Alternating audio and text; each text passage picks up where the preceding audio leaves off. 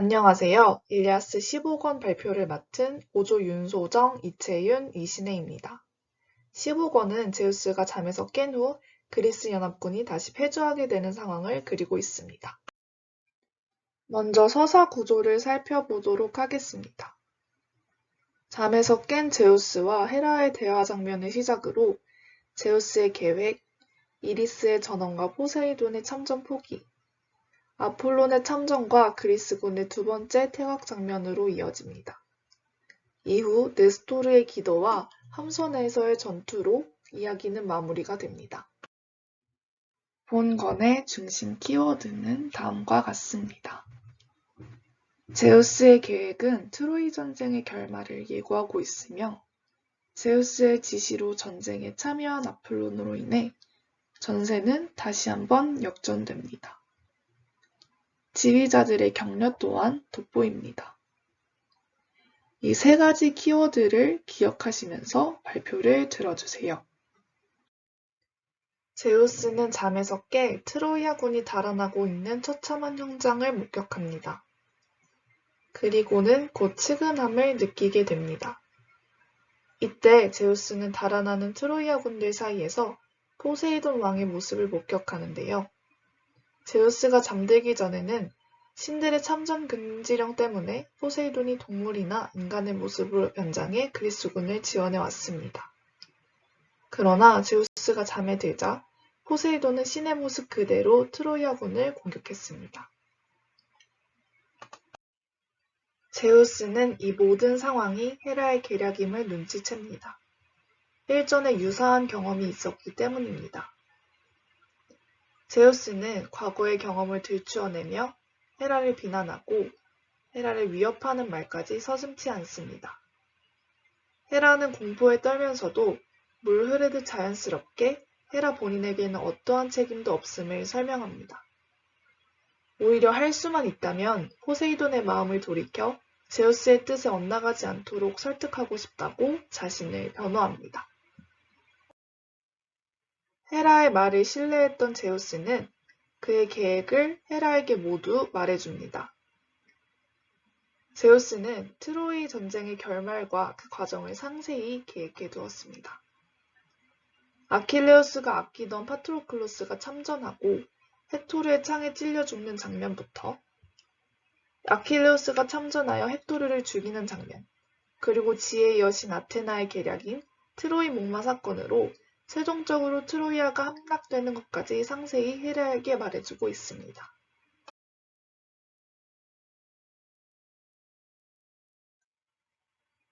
헤라는 제우스의 계획을 듣고 올림포스로 향합니다. 헤라는 의도적으로 호전적인 아레스에게 그가 아끼던 장군인 아스칼라포스의 죽음을 알립니다. 아레스는 곧 무구를 갖추고 참전 의사를 표명하는데요. 이때 아테네가 그의 머리에서 투구를, 어깨에서 방패를 벗기고 억센 손에서는 청동창을 빼앗아 한쪽에 세워놓고 난폭한 아레스를 말로 꾸짖습니다.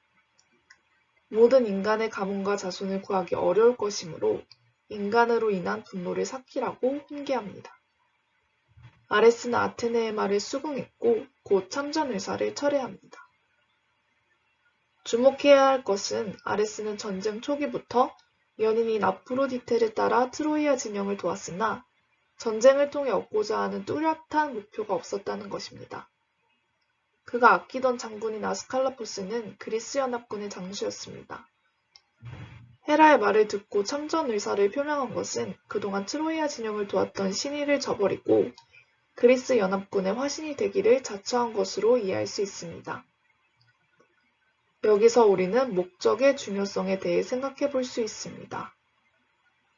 참전의 목적이 분명하지 않았던 아레스는 감정에 따라 충동적으로 행동하며 주변 환경에 크게 휘둘리는 모습을 보여줍니다. 목적이 없는 삶은 충동적이고 쉽게 현혹되는 삶으로 귀결될 수밖에 없습니다. 제우스는 헤라를 통해 전령의 신 이리스와 아폴론을 이대산으로 부릅니다. 제우스는 이리스에게 포세이돈에게 하고 싶은 말을 대신 전하도록 합니다. 그 내용은 다음과 같습니다. 전투와 전쟁에서 그만 손을 떼고 바다로 돌아가라. 이를 무시하려거든 마음속으로 곰곰이 잘 생각해보라. 나는 그보다 훨씬 강하고 나위도 위다. 그런데도 그는 겁도 없이 다른 신들도 두려워하는 나와 스스로 동등하다고 생각하는구나. 제우스는 다음과 같은 내용을 전하며 한마디도 빠짐없이 그대로 전하라고 당부합니다. 그러나 이리스는 제우스의 말을 변형시켜 그의 뜻을 더욱 강조해 말합니다. 만약 제우스의 말씀에 복종치 않고 이를 무시한다면 그분께서도 그대와 맞서 싸우기 위해 이리로 오시겠다고 위협하고 계십니다. 포세이돈은 이를 듣고 분개하며 제우스의 어리석음을 지탄합니다. 포세이돈은 자신이 분노할 수밖에 없는 이유를 논리적으로 설명합니다. 첫째, 제우스, 포세이돈, 하데스는 크로노스의 삼형제로 동등한 명예를 갖고 태어났습니다. 제비뽑기를 통해 세상을 삼분하여 하데스에게는 침침한 어둠, 제우스에게는 맑은 대기와 구름 속의 넓은 하늘, 그리고 포세이돈에게 잿빛 바다가 주어졌습니다. 그러나 대지와 올림포스는 모두의 공유물이었습니다. 때문에 포세이돈은 제우스의 힘이 월등하더라도 몫으로 주어진 3분의 1에 조용히 머무르며 완력으로 협박하는 행위를 그만두라고 말합니다. 이리스는 포세이돈에게 무뚝뚝하고 격렬한 그 말을 진심으로 제우스에게 전하기를 원하는지 되묻습니다. 여기서 복수의 여신들이 언급되는데요. 이 복수의 여신들은 올림포스의 신들보다 훨씬 오래전부터 존재했던 신들로 갈등 상황에서 연장자의 편을 드는 것으로 알려져 있습니다. 포세이돈은 이리스의 말에 수긍했고 더 이상 전쟁에 개입하지 않겠다고 선언합니다. 그러면서도 다시 한번 제우스의 거만함을 지적함과 동시에 만약 그리스 연합군이 수세에 몰리게 된다면 그때는 참지 않고 전쟁에 적극 개입할 것임을 예고합니다. 제우스는 포세이돈이 전쟁에 개입하지 않겠음을 선언하자 기다리고 있던 아폴론에게 지상에 내려가 헥토르를 보살필 것을 지시합니다. 그리고 그리스 연합군을 함선까지 몰아내도록 트로이아군을 도울 것을 부탁합니다. 흥미로운 것은 아폴론이 지상에 내려가 헥토르를 만났을 때 그는 이미 치유된 상태였다는 것입니다. 제우스가 헥토르를 돕고자 하는 뜻을 품었고 그 사실 자체가 헥토르를 소생시켰던 것입니다. 이번 파트의 키워드는 아폴론의 개입으로 선택해 보았습니다. 헥토르를 도우라는 제우스의 말을 듣고 아폴론이 본격적으로 헥토르와 함께 전쟁에 참여하는 부분이기 때문에 이렇게 선정해 보았습니다. 거의 죽어가던 헥토르의 상처를 누군가 치료해주자 헥토르는 신들 중 가장 선량한 분이여 그대는 대체 네 시기에 이렇게 얼굴을 마주하고 물으십니까? 나는 오늘 진정 시신들과 하데스의 집으로 가는 줄 알았습니다. 숨이 거의 끊어지다시피 했으니까요 라며 자신의 목숨을 구해준 신이 누군지 묻습니다. 이에 아폴로는 제우스가 보내 자신이 온 것이라며 이제 용기를 내도록 하라. 이토록 강력한 후원자를 크로노스의 아드님께서 이대산에서 내려보내 그대를 돕고 지켜주게 하셨노라.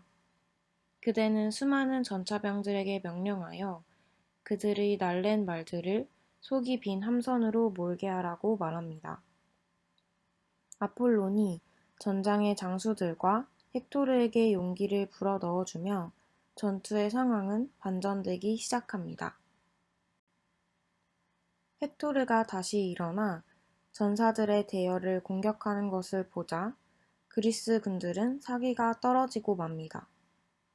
이에 안드라이몬의 아들인 그리스군 토아스는 나는 이 두 눈으로 큰 기적을 보고 있소이다. 그가 죽음의 운명에서 벗어나 다시 일어섰소이다. 헥토르 말이요. 어떤 신이 그를 다시 지켜주고 구해주었소. 라고 말하며 그러니 자, 모두들 내가 말하는 대로 합시다. 군사들에게 명령하여 함선들로 퇴각하도록 하고 전군에서 가장 용감한 자들임을 자부하는 우리 자신은 모두 창을 꺼내든 채 버티고 서서 먼저 그를 막도록 합시다라며 퇴각을 명령합니다. 벌판까지 트로이아인들을 몰아내고 있었던 아카이오이족은 또 다시 함선을 향해 퇴각합니다. 아이아스와 이도메네우스, 테우크로스, 메리오네스, 메게스는 장수들을 부르며 헥토르와 트로이아인들에 대항하여 전열을 가다듬고 나머지 군사들은 함선으로 퇴각하게 됩니다. 헥토르와 제우스의 아이기스를 든 아폴론이 걸어 나오며 엄청나게 큰 소리를 치자 아카이오이족은 무력하게 달아나게 되는데 이는 아폴론이 그들에게는 공포를 보냈고 트로이아인들과 헥토르에게는 영광을 내렸기 때문입니다. 그렇게 전투가 이어지게 되는데 헥토르는 보이오티아인들의 지휘자인 스티키오스와 기상이 늠름한 메네스테우스의 충실한 전우 아르케실라오스를 죽이게 됩니다. 아이네이아스는 신과 같은 오일레우스의 서자 메돈과 아테나이아인들의 지휘자로 스펠로스의 아들이라고 불리던 이아소스의 무구를 벗기게 됩니다. 폴리다마스는 메키스테우스를 죽였고 폴리테스는 맨 선두 대열에서 에키오스를 죽였으며 아게노르는 클로니우스를 죽이게 됩니다. 파리스는 선두 대열에 섞여 달아나던 데이오코스의 어깨 위쪽을 마칩니다. 트로이아인들의 무구를 벗기는 동안 아카이오이족은 뿔뿔이 달아나며 방벽 안으로 들어가게 됩니다. 트로이아인들이 승기를 잡았을 때 헥토르는 함선을 공격하고 피 묻은 전리품은 내버려 두시오. 누구든 함선을 떠나 다른 곳에 가 있다가 내 눈에 띄는 자는 그 자리에서 죽음을 맞게 해줄 것이오 라고 말하며 적을 완전히 소탕하고자 합니다. 이러한 기세로 아폴론이 참호를 건널 수 있도록 죽을 발로 밀어서 흙을 메우고 그 위에 다리처럼 길을 만들어서 트로이아인들이 방벽을 뛰어넘을 수 있게 만듭니다. 아카이오이족의 방벽을 아주 쉽게 무너뜨린 것입니다. 참호와 방벽이 무너지는 것을 보고 그리스 군들은 신을 향해 기도하기 시작합니다. 그중 그리스의 노장인 네스토르가 제우스에게 기도하게 됩니다. 올림포스의 제우스여, 무자비한 나를 막아주시고 아카이오이족이 이렇게 트로이아인들에게 쓰러지지 않게 해주소서. 이렇게 기도하자 제우스는 크게 천둥을 치고 트로이아인들은 아이기스를 가진 제우스의 천둥을 듣고 더욱 맹렬히 공격하며 전의를 불태우게 됩니다. 한편 에우리필로스의 막사에 병문안을 온 파트로클로스는 그와 이야기를 나누며 약을 붙여주고 있었습니다. 그러나 밖에서 트로이아인들이 방벽을 뛰어넘는 소리가 들리고 다나오스 백성들이 비명을 지르며 달아나기 시작하자 에우리필로스여, 그대에게 내가 몹시 필요하더라도 나는 더 이상 이곳에 머물 수 없소. 나는 아킬레우스에게 달려가 싸움터에 나가도록 그를 격려할 것이오 라고 말하며 아킬레우스에게 도움을 요청하러 떠납니다. 한편 아카이오이족은 트로이아인들의 공격을 꿋꿋이 버텨내며 양군의 전투와 전쟁은 평형을 이루게 됩니다. 헥토르가 아이아스에게 덤벼들고 두 사람은 같은 배를 둘러싸고 전투가 시작됩니다. 하지만 헥토르는 아이아스를 몰아내고 배에 불을 지를 수 없었고, 아이아스 또한 신이 데려다 준 헥토르를 밀어낼 수 없었습니다. 이에 둘은 각기 다른 장수들을 죽이게 됩니다. 아이아스는 배를 향해 불을 가져오던 클리티로스의 아들이자 헥토르의 사촌인 칼레토르의 가슴을 창으로 맞히게 됩니다.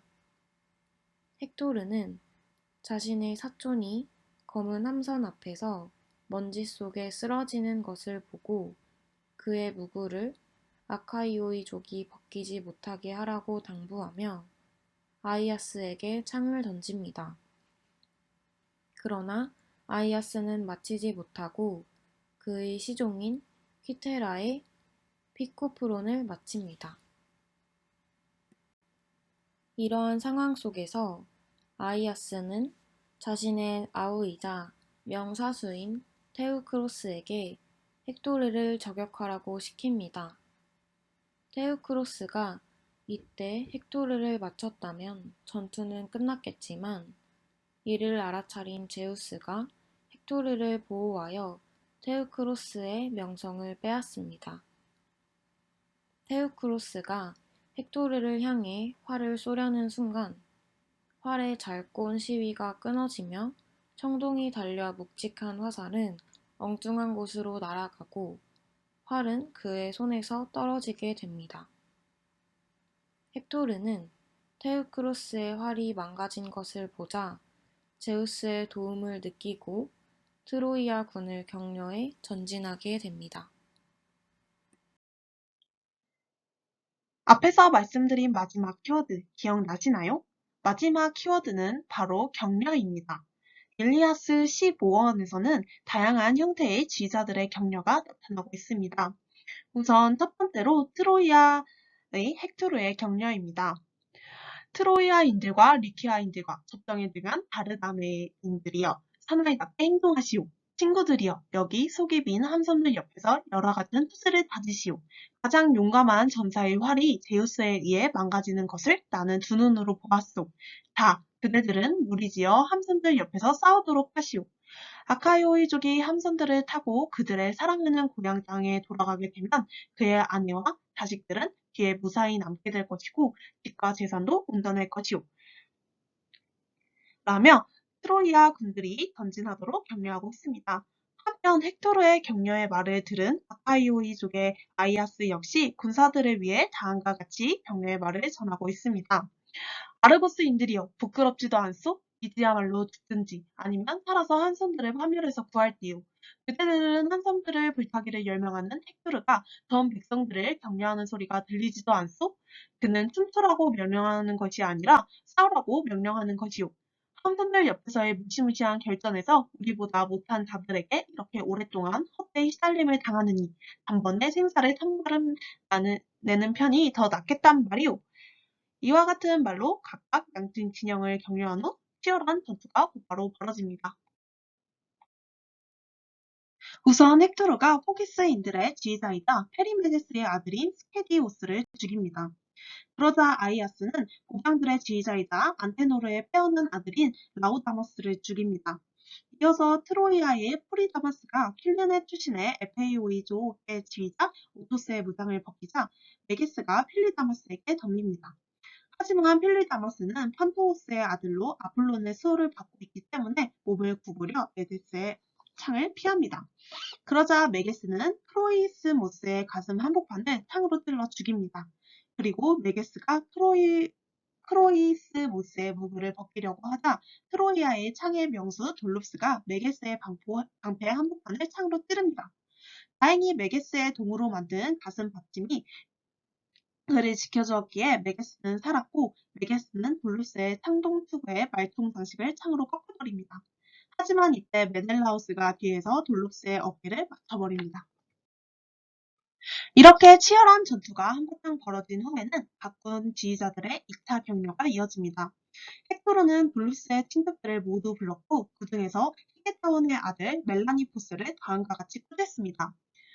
멜라니포스여, 우리가 이토록 꿈을 대서야 되겠소? 친척이 죽어가는 것을 보고도 그대는 아무렇지 않단 말이오?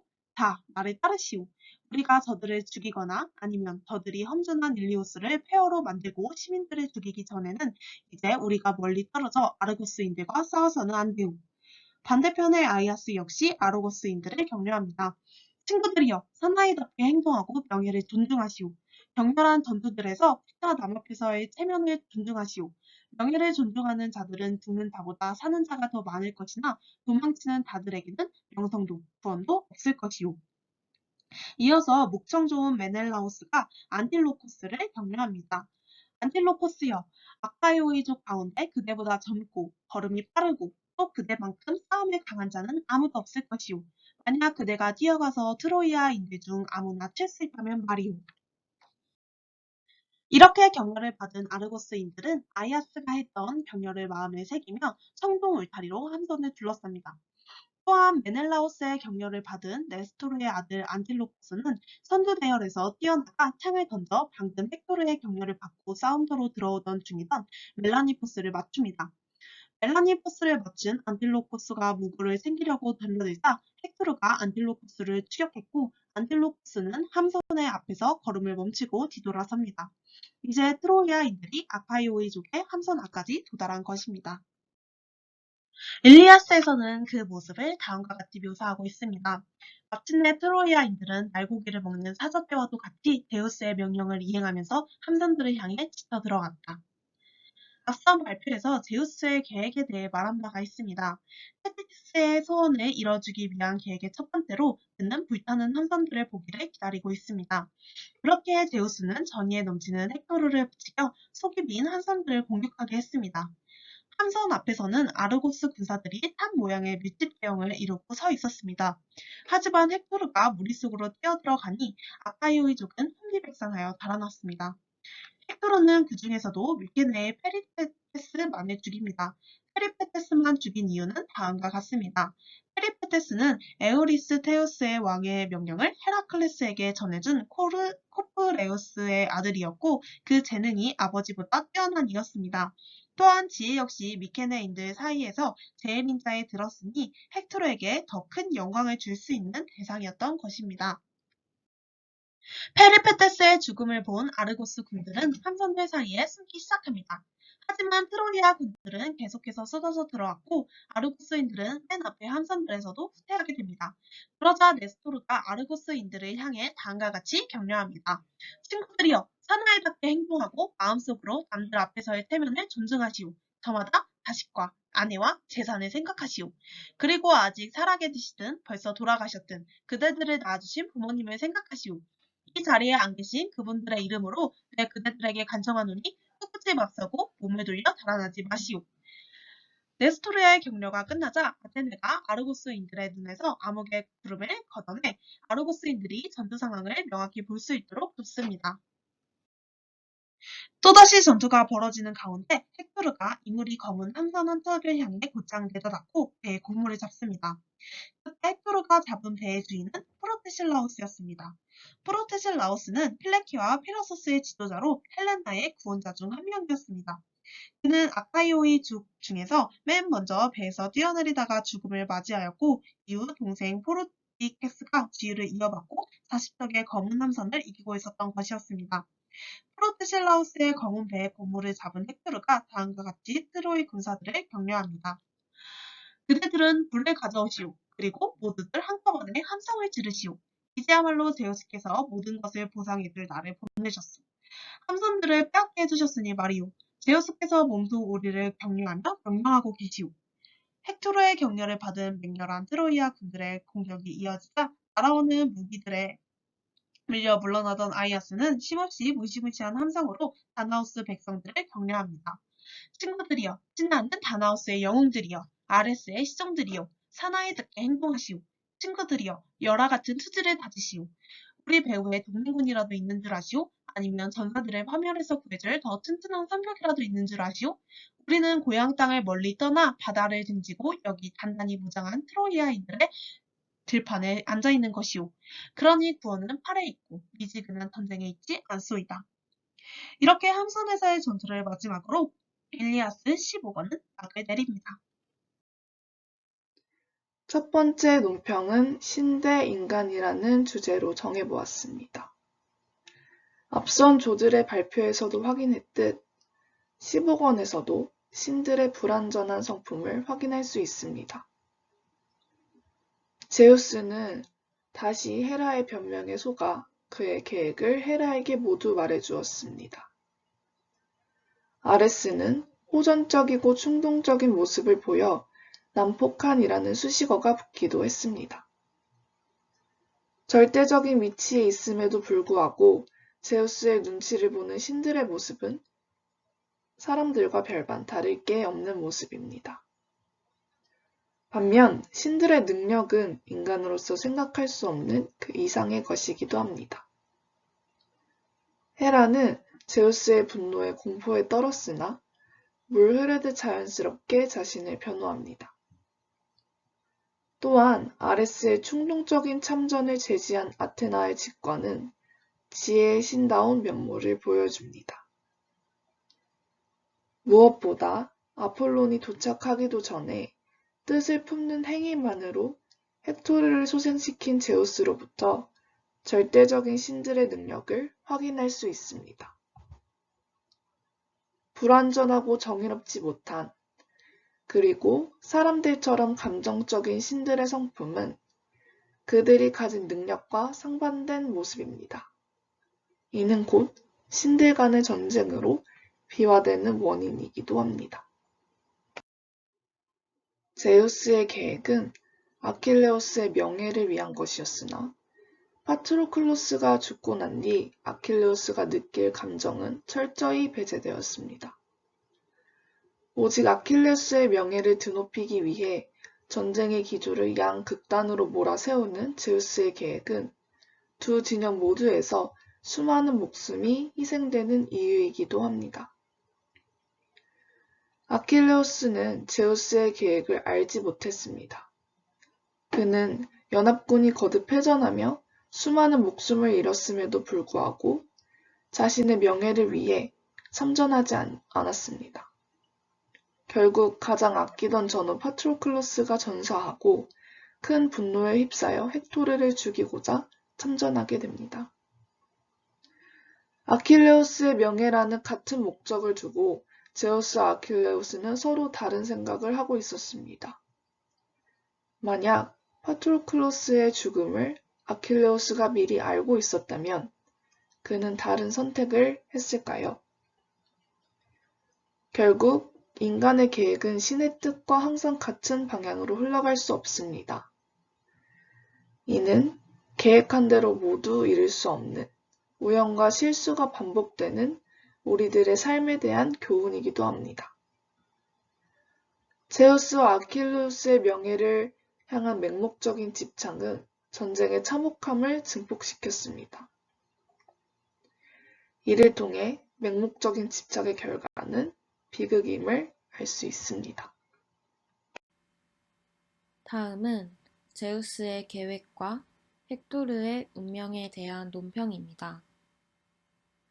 제우스는 15권 초반에 자신의 계획을 다른 신들에게 말합니다. 그 계획은 이러합니다. 첫 번째는 트로이 군이 아킬레우스 함대까지 계속해서 밀어붙일 것이다. 두 번째는 아킬레우스가 자기 대신 파트로클로스를 전쟁터로 내보낼 것이다. 세 번째는 파트로클로스가 제우스의 아들 사르페돈을 죽일 것이고 헥토르가 파트로클로스를 죽일 것이다. 네 번째로 아킬레우스가 헥토르를 죽일 것이고 종국에는 트로이를 멸망에 이끌 것이다. 헥토르는 죽음의 순간 제우스의 도움을 받아 상처를 회복하고 다시 기세가 등등해져 전투에 임하게 됩니다. 하지만 이는 결국 제우스의 계획에 의해 아킬레우스에게 죽임당할 운명인 것입니다. 즉, 제우스의 도움은 헥토르를 살린 것이 아닌 그의 계획을 위해 그의 죽음을 유보한 것이라고 볼 수 있습니다. 일리아스의 무대에서 제우스는 테티스의 소원을 들어주기 위해 다른 영웅들을 그저 장기판의 말처럼 이용할 뿐이며 아킬레우스를 제외한 영웅들은 그들의 능력이나 용맹함은 차치하고 모두 조연에 머무르는 것처럼 보이기까지 합니다. 즉, 대단한 영웅들조차 자신의 탁월한 능력으로 전투의 승패를 결정지을 수 없으며 모든 것은 제우스의 결정에 달린 것이 되는 것입니다. 개인의 주체성은 제우스의 결정 안에서 함몰되어 운명을 거부하거나 극복하려는 인간의 의지는 아예 불가능한 명제가 되어버리는 것입니다. 만약 이를 거부하거나 극복하려고 한다면 그것은 신에게 대항하는 교만한 마음이 될 것입니다. 호메로스는 이러한 오로지 신이 마음 내키는 대로 자아내는 사이에서 인간을 가장 인간답게 만드는 것은 두려움, 즉 겁이라고 역설하고 있습니다. 마지막으로 헥토르와 아이아스의 격려에 대한 논평입니다. 헥토르와 아이아스는 각각 세 차례에 걸쳐 각직의 군사들을 격려했습니다. 헥토르의 격려에는 다음과 같은 내용이 포함되어 있습니다. 우선 첫 번째로 제우스가 트로이를 돕고 있음을 강조하고, 두 번째로 조국을 위해 싸우는 명예를 강조하고 있으며, 세 번째로 고향을 지켜야 한다는 사명감을 강조하고, 마지막으로 친척의 죽음에 대한 복수를 강조하고 있습니다. 반면 아이아스의 격려의 경우에는 첫 번째로 고향을 가기 위한 수단인 함선을 지켜야 한다는 점을 강조하고, 두 번째로 가장 좋은 전략은 직접적으로 용감히 싸우는 것을 강조하고, 마지막으로 적군의 땅에서 전투를 하고 있기에 구원을 위해서는 스스로 싸워야 함을 강조하고 있습니다. 이렇게 양측 지휘자들의 격려는 각측 군사들의 사기를 증진시켰고, 지휘자들의 격려를 바탕으로 군사들은 맹렬히 싸울 수 있었습니다. 이들 위에도 다른 두 명의 격려가 등장했었습니다. 하나는 메넬라우스의 것이고 다른 하나는 네스토로의 격려였습니다. 메넬라우스는 안킬로코스의 용맹함과 능력을 칭찬하며 안킬로코스가 앞장서 싸우도록 격려했고, 네스토르는 남들 앞에서의 체면과 가족의 명예, 재산의 중요성 등을 상기시키면서 각 군사들을 격려하고 있습니다. 이처럼 각 측의 지도자들은 각각 다른 특징을 살려가며 군사들의 사기를 증진시키기 위한 격려를 하고 있는 것을 15권에서 확인할 수 있습니다. 저희가 준비한 논제는 총 두 가지입니다. 우선 첫 번째 논제는 바로 개인을 둘러싼 환경과 개인의 주체성 중 무엇이 더 중요한가입니다. 이에 대해 이신의 하국께서는 환경과 주체성 모두 방가할 수 없는 중요한 요소이지만 저는 개인의 주체성에 좀 더 무게를 싣고 싶습니다. 환경이 주어진다 해도 의지로 뛰어날 수 있는 개인의 주체성이 없다면 결국 무엇도 이룰 수 없게 되기 때문입니다. 제우스의 계획과 곳곳에 신의 개입이 있지만 그 안에서 움직이는 개개인의 주체성으로 모든 사건을 행해지게 됩니다. 아킬레우스의 선택과 제우스가 헥토르를 돕는 것을 알아챘지만 끝까지 맞서 싸운 아이아스의 행동들은 모두 개인의 주체성을 보여주는 일련의 사건들이라고 생각합니다. 윤소정 학우께서는 종교에서 가장 중요한 것은 신은 내 운명을 계획하고 있으나 우리에게 선택할 수 있는 자유의지를 허락했다는 것입니다. 결국 삶이란 한 개인이 주체의식을 가지고 살아갈 때 의미 있는 것입니다. 주체성은 퇴근의식과도 연결됩니다. 매번 환경에 나를 맞추고 순응하여 살아간다면 삶에 대한 책임의식을 느끼지 못할 것이며 어떠한 결과에도 만족하지 못하고 외부적 환경에 그 책임을 전가하는 불행한 삶으로 귀결될 것입니다. 마지막으로 저는 개인을 둘러싼 환경과 개인의 주체성에서 더 중요한 것은 개인의 주체성이라고 생각합니다. 개인의 주변에 개인의 뜻과 반대되는 환경에 놓여 있다 하더라도 그것을 극복하는 것이 바로 인간이 가진 힘이라고 생각합니다. 물론 개인의 의사를 반영할 때 환경을 아예 배제하는 선택은 올바르지 못한 것이지만 환경이 주는 억압에 매몰되어 스스로의 주체성을 지키지 못한 것은 스스로의 삶을 살아가지 못하는 잘못된 방법이라고 생각합니다. 라고 답변을 남겼습니다. 두 번째 논제는 리더에게 있어 좋은 격려의 방법은 무엇인가입니다. 이에 대해 이신의 하국께서는 리더에게 있어 좋은 격려 방법은 상대의 능력을 인정해주고 이를 칭찬하는 방법이라고 생각합니다. 저의 이러한 생각은 일리아스에서는 메넬라우스의 방식과 유사한 것 같습니다. 다른 영웅들의 격려 또한 모두 일리 있는 격려들입니다. 하지만 우리를 돕고 있는 신, 명예와 사명감, 세명과 재산의 중요성들은 군사들의 사기를 잠깐 불어넣어 줄 수는 있겠지만 좋은 격려 방법이 될 수는 없다고 생각합니다. 반면 용맹함과 그의 능력을 칭찬하는 메넬라우스의 방식은 상대에게 진정한 의미의 격려로 다가올 것입니다. 격려란 용기나 의욕이 솟아오르도록 보돋아주는 것이기에 개인의 능력을 인정해주며 이를 칭찬하는 방식이 제게는 좋은 격려의 방법으로 느껴집니다. 윤소정 학우께서는 리더는 먼저 격려의 말이 필요한 상대가 처해 있는 환경을 파악해야 합니다. 헥토르는 빠른 속도로 진군하기 위해 신의 은통을 입고 있음을 강조하며 병사들의 사기를 북돋았습니다. 반면 네스토르는 고향에 있는 가족들을 상기시키며 막사까지 내몰린 그리스 연합군의 방어전을 지지합니다. 두 영웅의 격려는 각 진영의 상황을 충분히 이해하고 해당하는 병사들의 심리를 반영한 격려였습니다. 과거 포세이돈이 이끄는 그리스 연합군에게 크게 패전했던 경험을 갖고 있는 트로이아 군은 진격할 기회가 찾아왔음에도 쉽게 용기를 되찾지 못했을 것입니다. 따라서 헥토르는 신의 가호가 함께하고 있음을 강조하며 병사들의 공포심을 상쇄하고자 노력했습니다. 반면 그리스 연합군은 포세이돈이 참전을 중단한 이후 다시 막사가 있는 함선에까지 내몰립니다.